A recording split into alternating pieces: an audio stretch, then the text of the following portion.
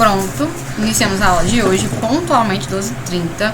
Hoje, infelizmente, mais uma vez a obra ainda tá rolando, então eu tive que começar a aula pontualmente para que eu não perca horário com vocês, tá bom? Então, a aula de hoje vai conversar um pouquinho sobre os desafios para conter o desaparecimento das pessoas no século XXI. Gente, esse tema surgiu aí aos 48 do segundo tempo, sempre tem aquele tema que surge aos 48. Não é uma grande aposta, tá? Mas, para finalizar o ano, uma questão que eu não tinha visto com vocês, eu achei bem relevante. Inicialmente eu tinha pensado em falar sobre violência doméstica, que sempre foi minha grande aposta do ano inteiro. Mas a gente debateu bastante violência doméstica, assistem aulas já gravadas sobre isso. Eu achei melhor a gente trazer outro tema que eu não tinha falado ainda, que surgiu aí, né, aos 48, deixar vocês mais calminhos de coração. Eu vi essa trend no TikTok.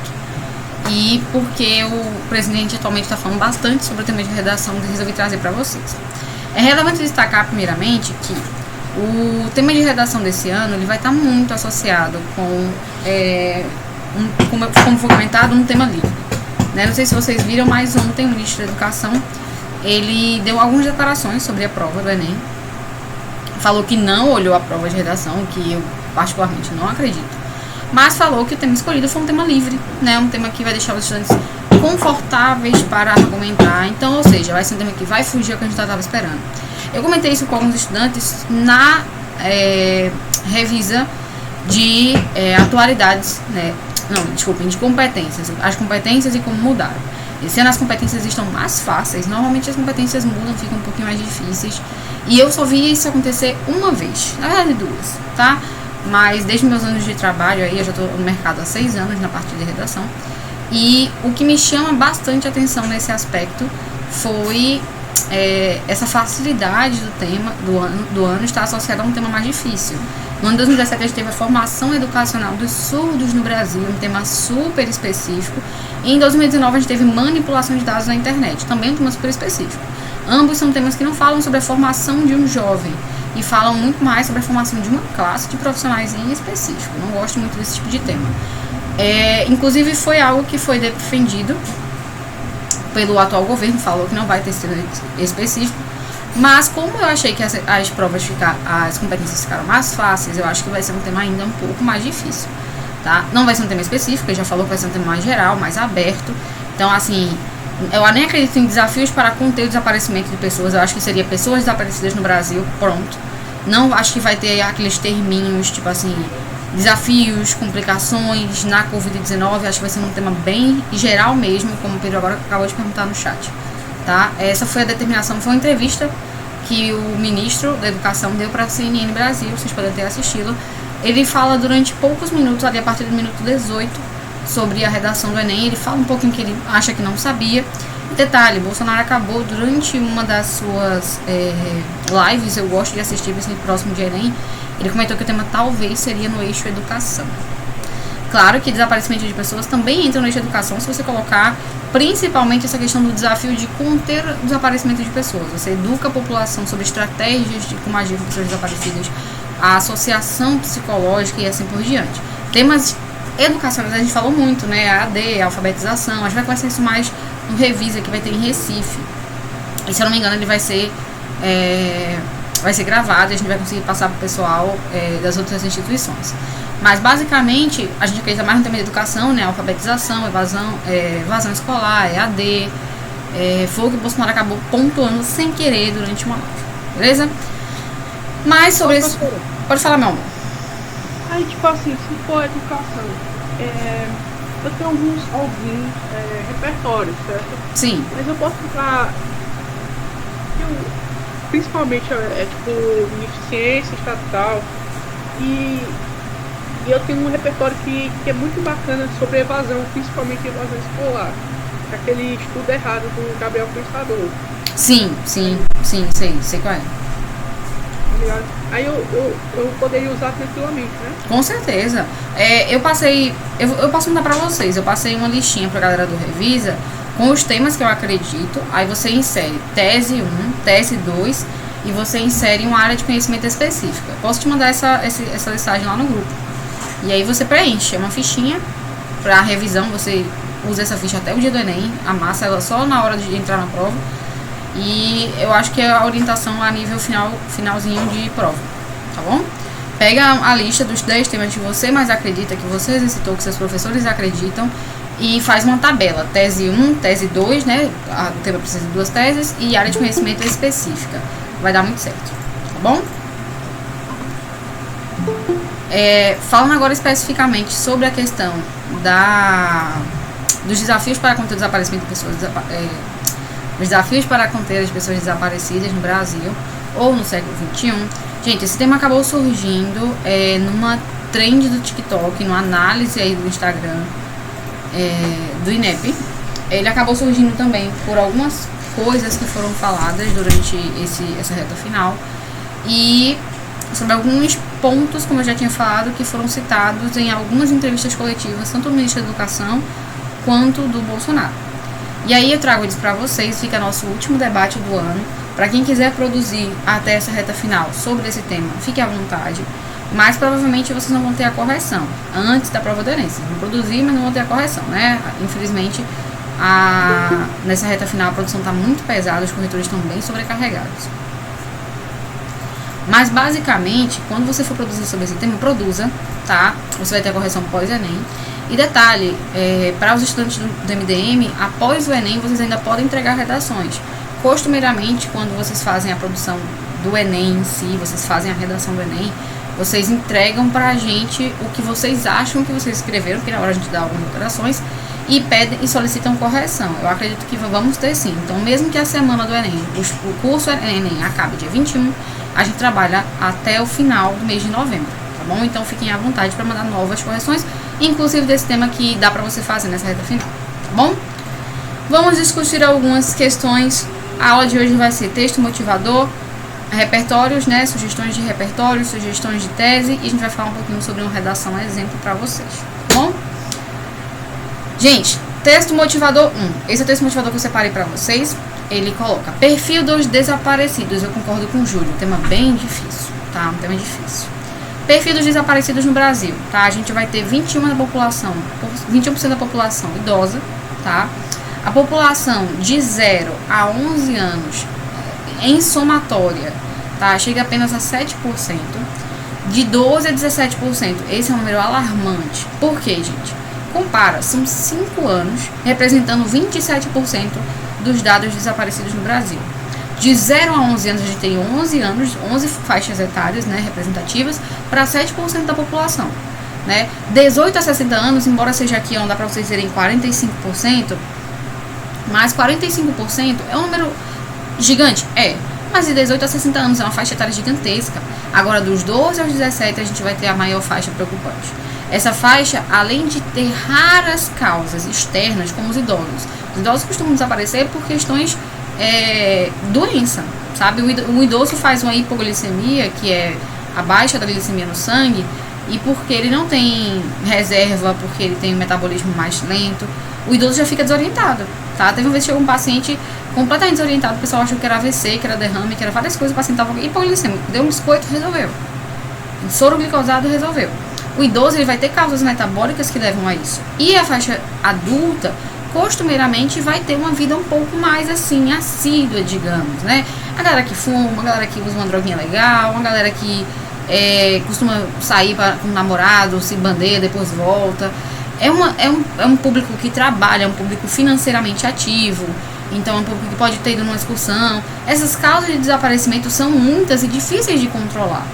Mas a faixa dos 12 aos 17 é uma faixa complicada. É uma população que não tem tantas obrigações, é uma população que tem independência sim de drogas, mas não tão relevantes quanto da faixa dos 18 aos 60 anos, afinal eles não trabalham, e ocupam um número alarmante de 27%. E aí a gente coloca pra gente na lateral, né? Deixa eu puxar aqui pra vocês. Até maio de 2019, a cada 3 dias, um adolescente foi registrado como desaparecido. Desde 2015 até maio de 2019, foram 3.084 registros de desaparecimento de adolescentes foram feitos. Desses, 2.817 foram encontrados. 10 deles estavam mortos, tá? Aí a terceira faixa, não dá pra vocês enxergarem aqui, vou ver se eu consigo mexer. Entre as meninas, a rejeição da opção sexual é a principal causa de fuga de casa. Então, gente, vamos conversar Primeira coisa que eu quero que vocês entendam, eu duvido que vai ter um texto motivador como esse no nível de Enem.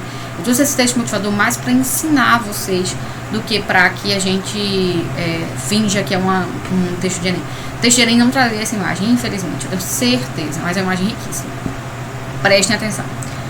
Pessoas desaparecidas são pessoas em situação de vulnerabilidade, tá? Presta atenção, segura aqui. Logo, eu não tenho que encarar pessoas desaparecidas como uma pessoa morta, uma pessoa... Não, eu tenho que encarar pessoas desaparecidas como uma causa de negligência e vulnerabilidade social, tá? A menina que fugiu de casa, o menino que fugiu de casa, o menino que usou umas droguinhas e sumiu, o menino que foi para uma festa, ele está em situação de vulnerabilidade social. Ele não está no ambiente comum a ele não está sob segurança, tá? Que deveria estar. Então, você não vai falar na sua redação, se cair desaparecimento, sobre as pessoas que morreram. Não, pelo amor de Deus. Você vai falar sobre como essas pessoas vão evitar causas de morte ou de vulnerabilidade social, tá? Como é que a gente evita isso? Como é que a gente faz com que as pessoas não se tornem desaparecidas? Você não vai resolver a consequência, você vai resolver a causa e causas solucionáveis. Veja que dado interessante, 3.084 registros de desaparecimento de adolescentes, mas 2.817 deles foram encontrados. Então, quais são as causas? Trabalho infantil, abuso sexual, violência doméstica, questão de não aceitação da opção sexual, que o texto motivador já traz pra gente, bem fácil de pegar, tá bom? Trabalho infantil, não sei se eu falei trabalho infantil, se eu falei, peço desculpas a vocês. Trabalho infantil, essa é uma das causas, né? Abandono psicológico. Pode falar, não. O cara foi sequestrou, não contatou com a família, porque ele não sabe o número, não estava com o número aí é uma causa de desaparecimento. Sequestro, claro. Sequestro, porque o que acontece? Eu tô tentando fugir das causas. Sequestro, /morte, /transplante de órgãos, venda de crianças. Por quê? Esses temas aqui, eles são muito difíceis de solucionar. Tá entendendo o que eu tô falando? Eu acho que, tipo assim, no tema desaparecimento, a gente vai ter 1000 teses. Mas tem as teses consequenciais, que vão gerar consequências morte, e essas consequências eu não quero. Porque como é que tu vai solucionar? Tá entendendo a sacada? É essa girada de engane que eu quero deixar na cabecinha de vocês, por um tema difícil como esse. Quantas teses tem? Gigantescas, milhares, várias. Quais são solucionáveis pra mim? Trabalho infantil, violência doméstica, são mais fáceis de solucionar. Abuso de drogas pelos responsáveis, abandono estatal. Tá entendendo o que eu tô falando? Agora, claro, eu posso falar de abuso sexual, claro que posso falar de violência sexual, tráfico de órgãos, tráfico de meninas, como a novela Salve Jorge coloca pra gente. Claro que eu posso falar, eu só tenho medo porque é difícil de solucionar. Tá entendendo a sacada? Isso, tráfico humano, exatamente. Meu medo é essa questão. Você tem tese? Você tem o que solucionar dessa tese? Você tem área de conhecimento dessa tese? Então vá-se embora, deslanche, entendeu? É um tema com muitas teses, entendeu? Mas você vai ter que manejar essa solução, porque ela é difícil. Encontros na internet, com certeza a gente teve o caso agora, né, da menina que foi morta pelo jogador de COD, uma jogadora de COD também, conhecida pela comunidade, COD Call of Duty, né? Então, claro, tá bom? O que eu quero que vocês entendam a gente vai pensar em causas solucionáveis. Vejam aí na faixa etária, a faixa etária mais importante são os adolescentes, e essas causas são solucionáveis. Isso é que é importante. 3.000 dados, 2.800 voltaram. A faixa dos 18 aos 60 anos, infelizmente, tem pouca volta, as pessoas são pouco resgatadas. A faixa dos idosos também é uma faixa complicada, a faixa de criança também, mas a faixa de 12 a 17 anos é uma fase mais fácil de ser combatida, entendeu? É esse ponto que eu quero que vocês entendam desse grande texto motivador 1 aqui pra gente, tá bom? Fechou, né? Vamos agora para o texto motivador número 2. Texto motivador 2 tem como fonte bonde.com.br/mulher em dia da criança desaparecida. Vídeos mostram como é fácil roubar uma criança. Agora a gente vai falar daqueles temas mais difíceis de solucionar, mais ou menos. Veja, agora vamos falar sobre tráfico de crianças, uma realidade muito comum no Brasil e países, na verdade, países em desenvolvimento. É uma coisa muito relevante, tá? É uma coisa muito, assim, marcante.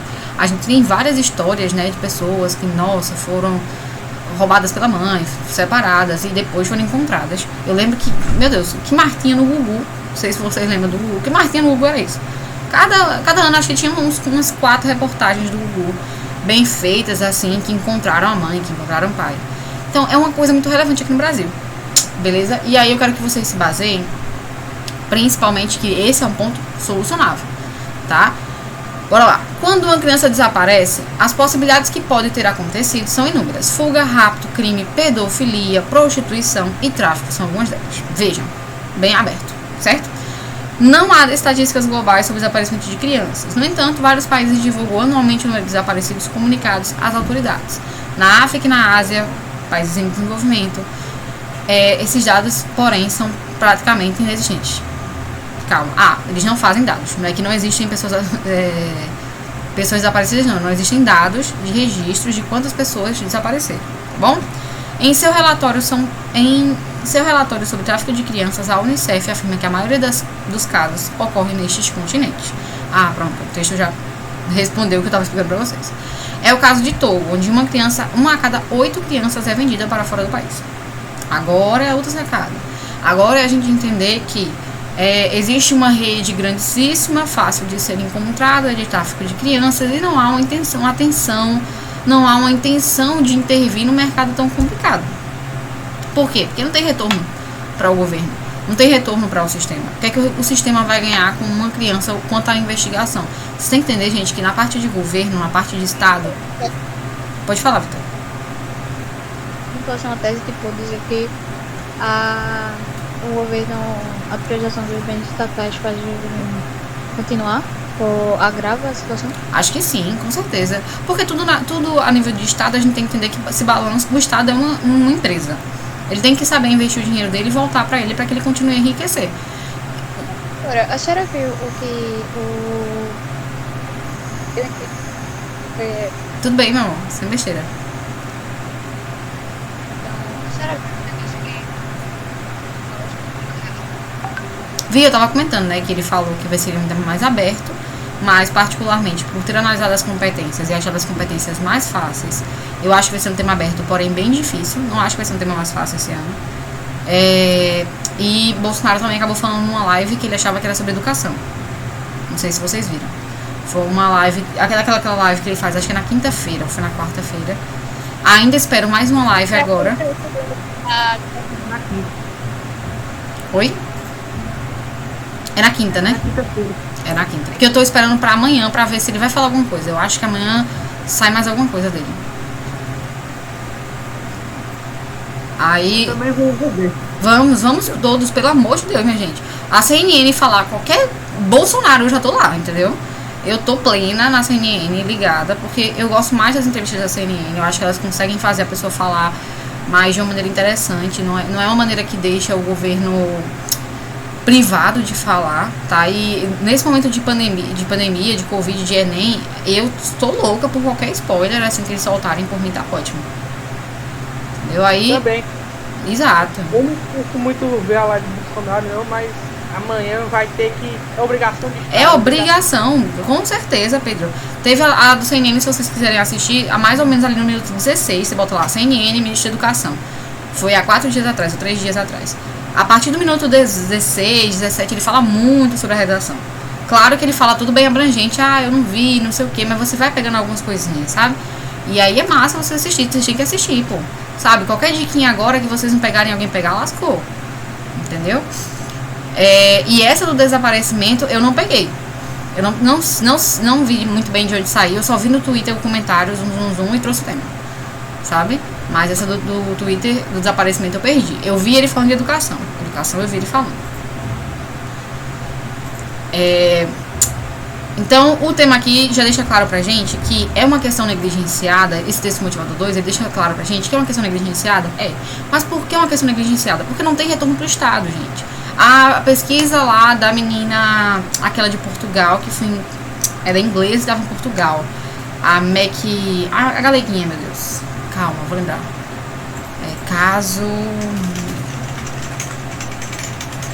Vou lembrar agora pra vocês. Madeline, pronto, a Madeline McCann. Não sei se vocês já viram esse caso. Bem antigo esse caso. A menina parece que era inglesa e estava no hotel em Portugal. Ou o contrário. Sabe qual é, né, Vitória? E aí, há anos a gente tá em investigação. A menina já tem a minha idade. Né? Se eu não me engano, ela se perdeu em 2004. Já tem próximo da minha idade ali na casa. Já teria próximo, né? Já teria, se for encontrada.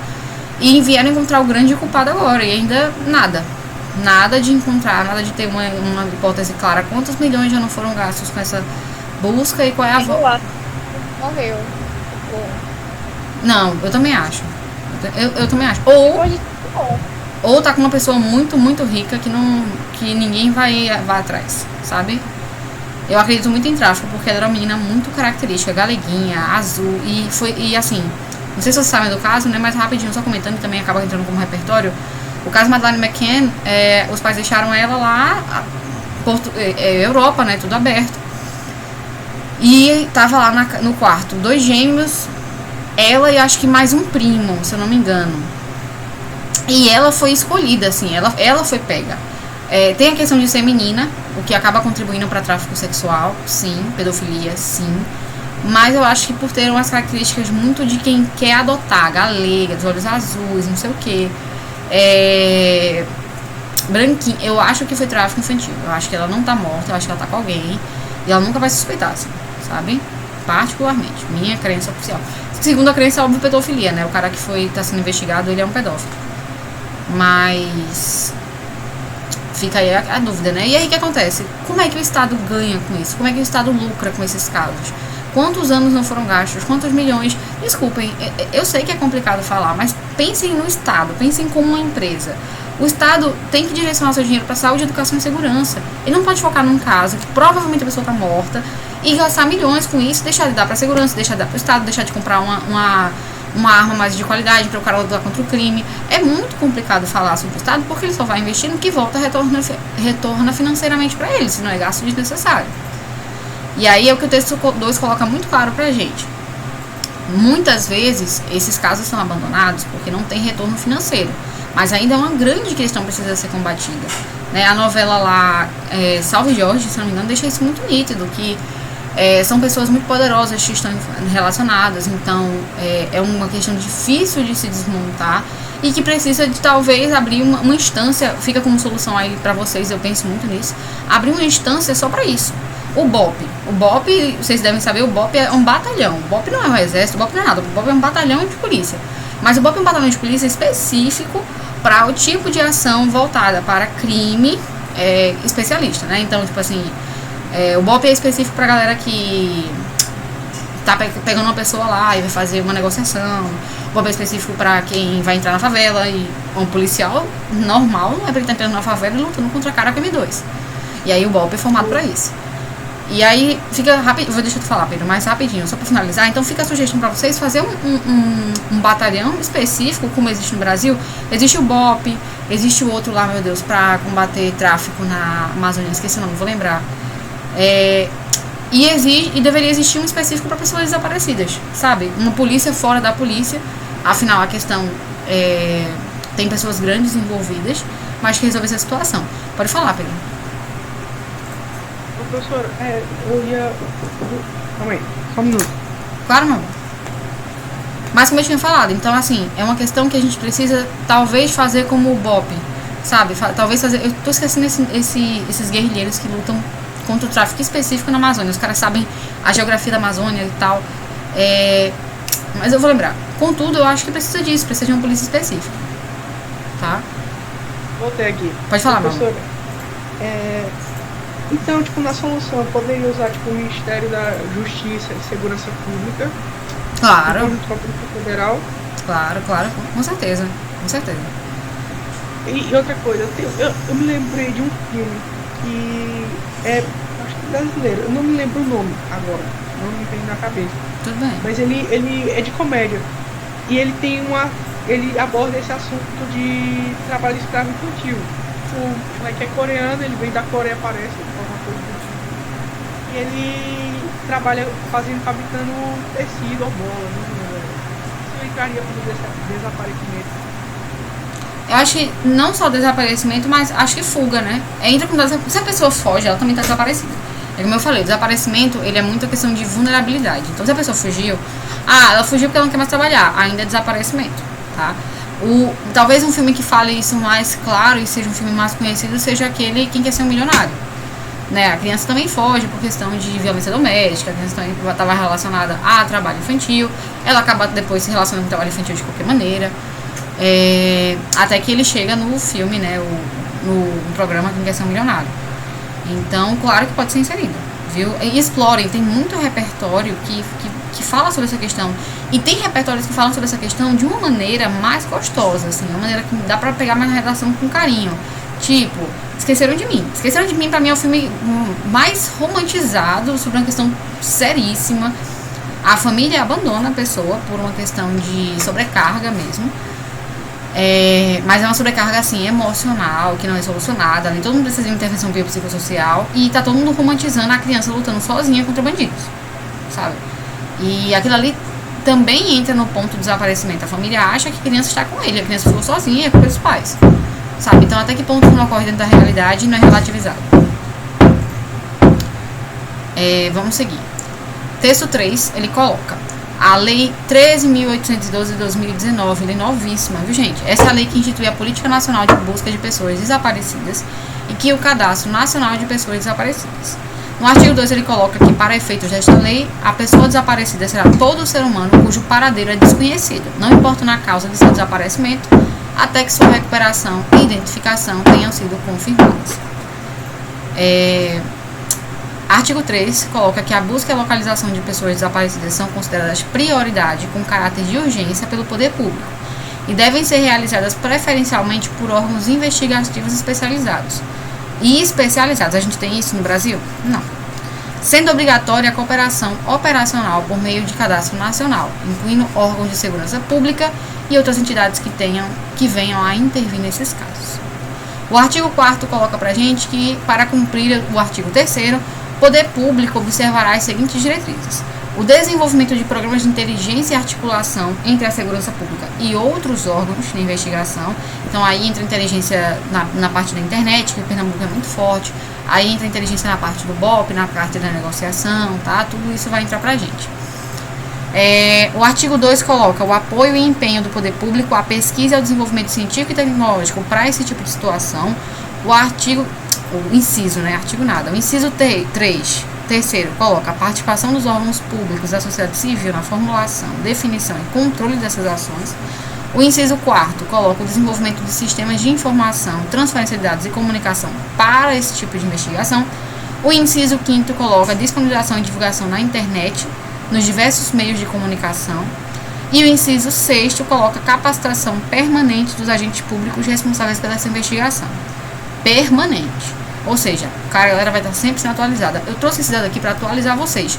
Teve lei, viu? Teve lei. Essa lei foi mexidinha esse ano, foi acrescentado alguns pontos. Por isso a lei pode cair esse ano. Então pode cair esse ano. E já fica algumas dicas que Pedro tinha perguntado. Essa lei já existe, isso já é estipulado. Faltam as estratégias a serem feitas. Mas a lei já existe, tá bom? Para finalizar, o artigo 5º coloca que o Cadastro Nacional de Pessoas Desaparecidas, que tem como objetivo implementar e dar suporte à política que trata dessa lei, será composto, né? Ele é acessado à internet, não sei se vocês conhecem, mas a gente tem o banco de pessoas desaparecidas na internet. Ele é um banco simples, mas com algumas informações sigilosas, né? Então ele é padronizado para que as pessoas não tenham seus dados roubados, mas ao mesmo tempo que sirva para informar sobre as pessoas desaparecidas e as pessoas possam lá procurar. Detalhe importante: tem um filme que fala muito massa e foi um dos primeiros filmes a conversar um pouquinho sobre Cadastro Nacional de Pessoas Desaparecidas para o mundo todo. Deixa eu lembrar o nome da pessoa, do filme. Eu lembro do ator. O filme não é badaladíssimo, mas o ator é bem conhecido. Deixa eu ver aqui. Sem Saída. Pronto, vi agora. Sem Saída. Esse filme aqui fica como sugestão para vocês. É um filme de ação com aquele cara lá do Crepúsculo. Mas ele coloca muito claro essa questão da importância do Banco Nacional de Dados, tá? Das pessoas desaparecidas e tal. Que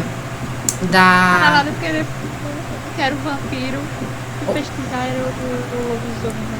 É lobisomem. Obrigada, desculpa. É lobisomem. Mas é muito bom o filme, tá? Ele coloca a importância da inteligência, tá? Se você assistir os 20 primeiros minutos do filme, pra mim já tá ótimo. Os 20 primeiros minutos do filme, o personagem principal, ele mora numa família bem regular, bem financeiramente, tem uma vida estável, até que ele acaba investigando sobre a sua própria vida e percebe que as fotos são manipuladas, que os pais dele guardam as roupinhas quando ele era mais novo, e ele acaba entrando num banco de dados nacional, e aí a importância da inteligência, né?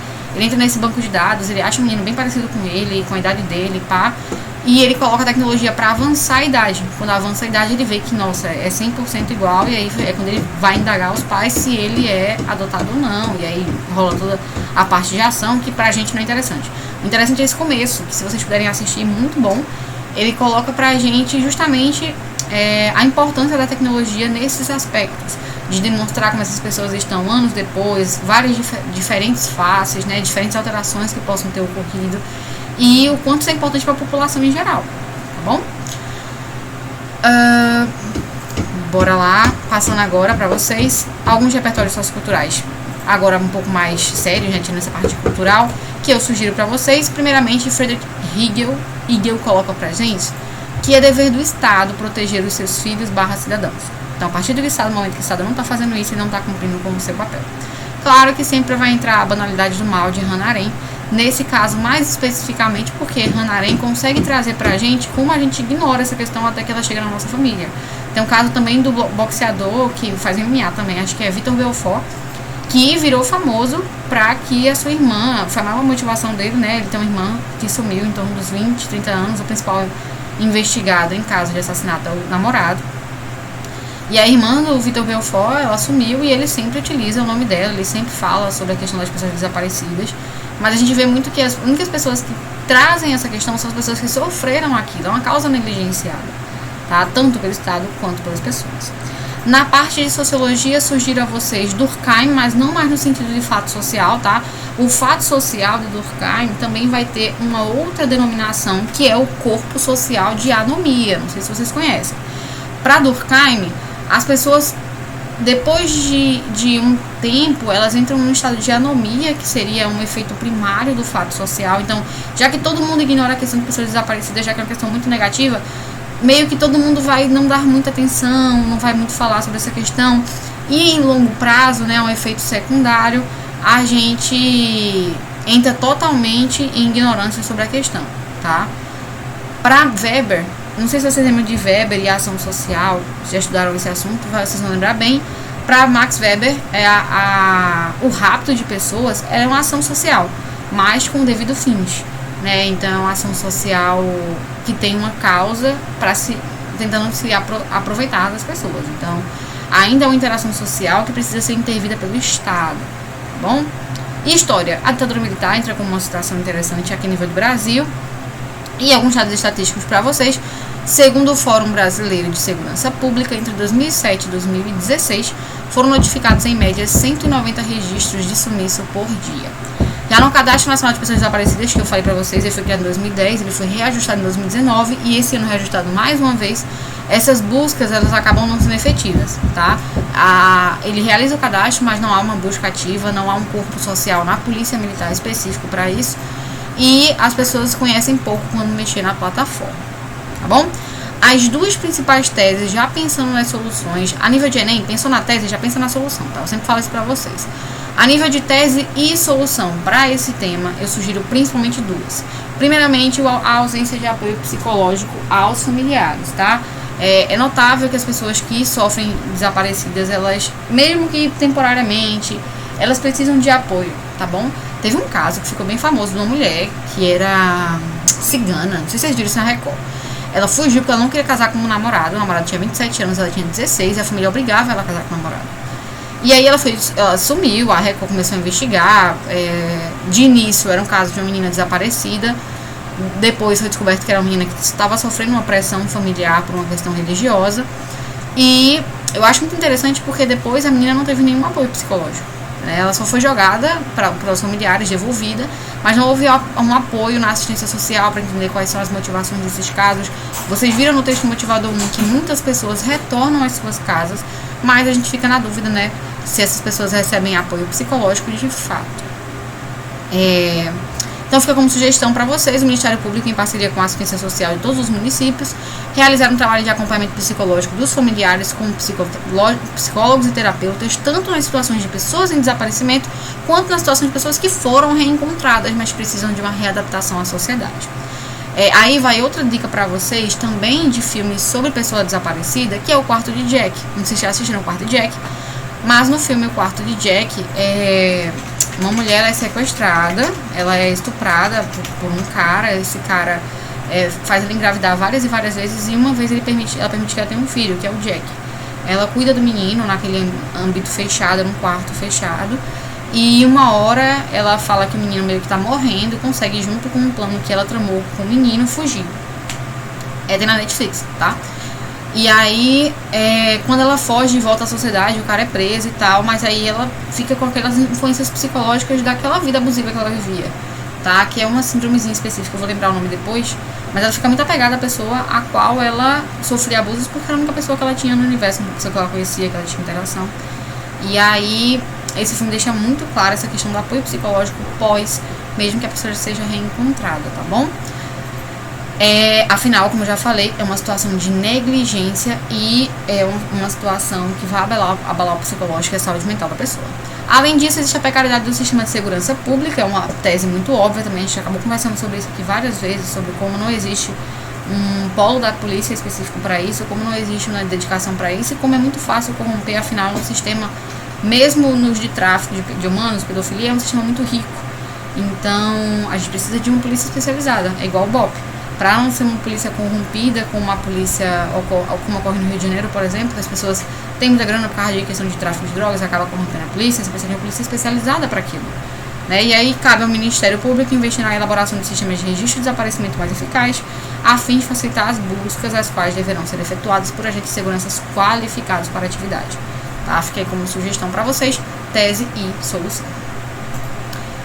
Galerê, para finalizar, vou ler um texto, uma redação aqui, diferentona, que eu não tinha comentado ainda. Essa redação traz novas áreas de conhecimento, as quais eu não tinha citado anteriormente, para a gente fazer uma leitura gostosa mesmo e finalizar a aula.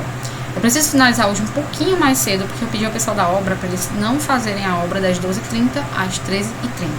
Eles falaram que eles podiam segurar mais ou menos até as 13h10, 13h15. E como eu não quero atrapalhar, nem ficar adiando 1000 vezes a aula, que nem eu adiei semana passada, eu vou dar essa aula até as 13h15, beleza? Mas, de qualquer maneira, para quem chegou depois, eu vou upar a aula no mesmo instante. Essa aula vai ser upada no YouTube, para vocês assistirem. Você vai lá, assiste o pedacinho que você perdeu, tá? E, de qualquer maneira, a gente já tá entrando para 40 minutos de aula, vocês vão lá respirar. Vamos lá? Introdução. A animação Procurando Nemo retrata os desafios de Merlin, pai do Nemo, na busca por seu filho desaparecido. Top, né? Já começou com uma situação maravilhosa, super específica. De maneira análoga, fora do meio fictício, muitas famílias sofrem com o desaparecimento de seus entes queridos e amigos de forma a não obter respostas sobre o caso de sumiço. Diante disso, é imperioso que se analisem o individualismo social e a negligência estatal como contribuintes de continuação desse cenário no Brasil. Duas teses óbvias. Eu quase sempre gosto de falar pra galera que isso aqui são duas teses que dá pra colocar em toda a redação. Negligência estatal, individualismo e falta de informação populacional. São 3 teses assim, tá? Pra colocar em toda a redação. Beleza? Até então, nenhum erro. Acho que a redação tá muito qualitativa. Vamos continuar a leitura. D1. Em primeira análise, é importante salientar que a postura individualista da sociedade age de forma a corroborar a perpetuação do desaparecimento no território brasileiro. Segundo as ideias do psicanalista Lacan, as morais da coletividade influenciam diretamente no comportamento do indivíduo, à luz disposto um corpo social, o qual valoriza os interesses pessoais em detrimento do coletivo, gera cidadãos egoístas e que banalizam o número de casos de pessoas desaparecidas sem um desfecho dado pelos órgãos competentes, por exemplo. Por conseguinte, o número de sumiços no país cresce cada vez mais, de maneira a causar sofrimentos para diversas famílias no país. Dessa forma, o egocentrismo social contribui com esse contexto nacional. Chama atenção, galerinha, para a questão da mídia também, tá?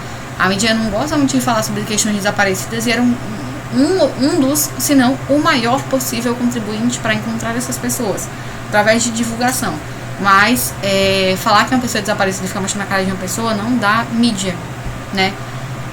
Mas da mídia você fazer 6 horas de propaganda sobre Marília Mendonça no momento que a família já está sentida. É muito engraçado como a mídia opera também. Não opera como deveria operar.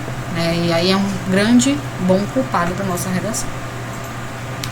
Continuando, D2 agora e conclusão. Deixa eu ajustar aqui para vocês. Ademais, é válido ressaltar que a inobservância governamental colabora com a crescente ocorrência de desaparecimento no Brasil. De acordo com a Constituição de 88, é dever do Estado garantir a segurança da população.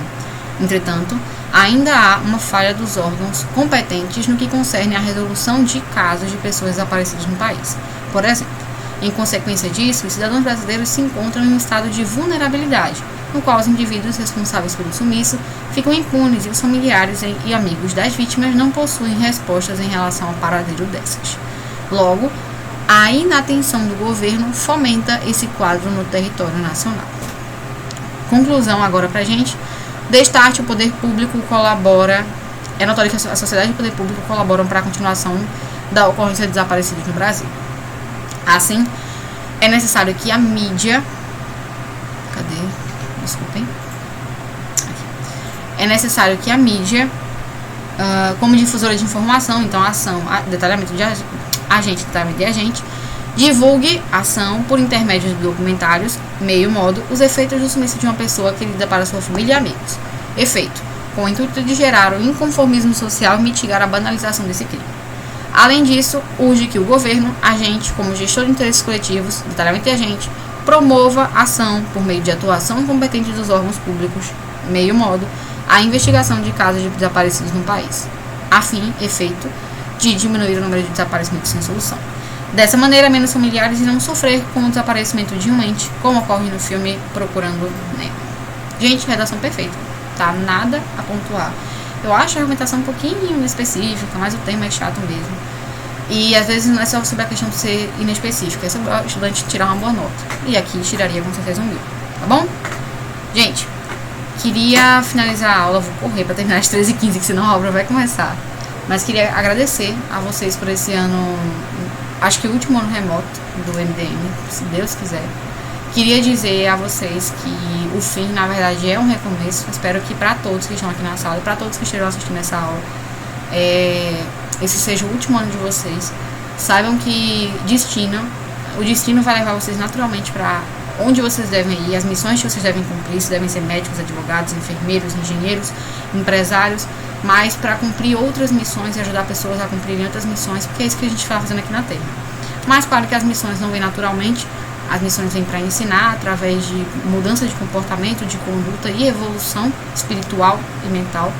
Então esse Enem, deve ter sido um ano muito difícil para vocês, mas de muita evolução espiritual, de muita evolução mental, de muita demonstração de superação. E assim, num ano tão difícil, com as contas tão difíceis, com tudo tão complicado, só de vocês estarem aqui, finalizando esse ano, já é demonstração de quanto vocês são fortes e capazes, tá?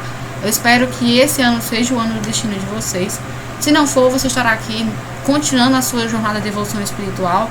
Ano que vem, espero. Se for esse ano, espero lhe ver aqui do ladinho, do meu ladinho aqui na Vaz, aqui na Federal.